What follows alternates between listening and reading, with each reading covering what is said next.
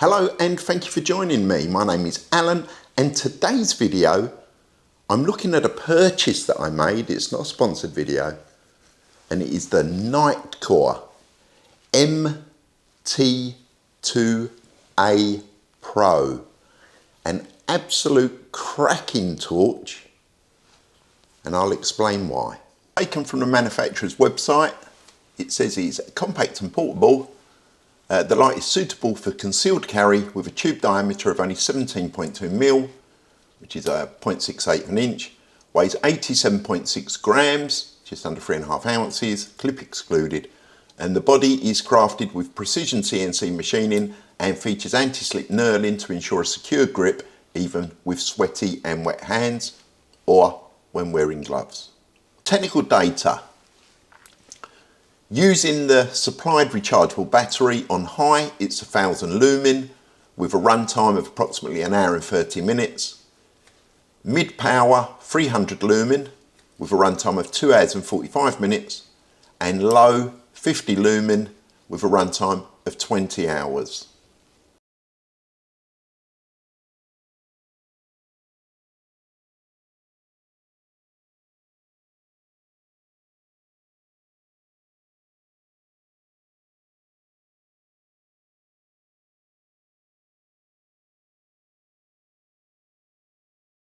So there you go. As you can see in the video, it is a very, very capable torch.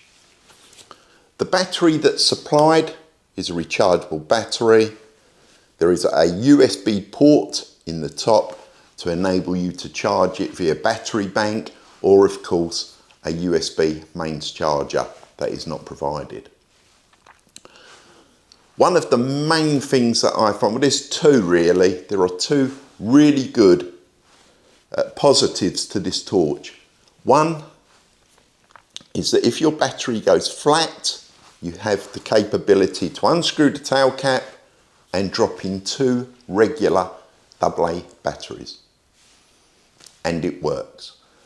Admittedly, at half output, so the maximum output that you get is approximately half, but it's still perfectly adequate with the AA batteries in it. The AA batteries, of course, are the most common battery in the world, and they can be found pretty much anywhere if if the push comes to a shove. Television remotes, games console, controllers, or even if you feel naughty, you have a rummage through someone's bedside cabinet. But as I say, they're easily available. The other thing that I find extremely good is it doesn't have a silly interface.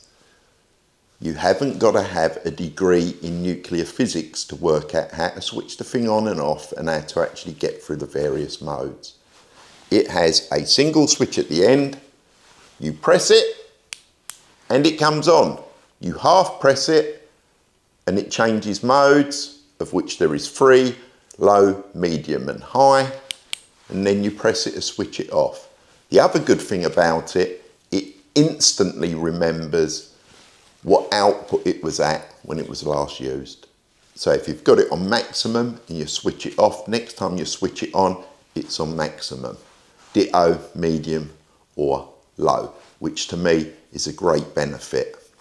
It has a reverse pocket clip that enables you to clip it into your pocket, but also attach it to a baseball cap to give hands-free illumination.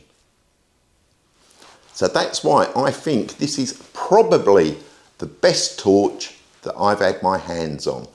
Nice and simple, good outputs, pretty good run times, and the ability to change power source. This has always been a bugbear with me with rechargeable torches. From an EDC point of view, it doesn't matter too much. For disaster preparedness, I think having a solely rechargeable torch, especially those that have got a sealed battery inside, are a nightmare. Because you know that Murphy says when you need it the most, it will either be flat or you'll switch it on and 2 seconds later it goes flat. Now I know that a regular torch with regular batteries can do that, but then you would unscrew the cap and change the battery. If you've got a torch with a sealed rechargeable battery, you're buggered, because the only options you've got is to plug it in and wait for it to charge up. And let's face it, if you need light in an emergency, it means you haven't got time for it to charge up.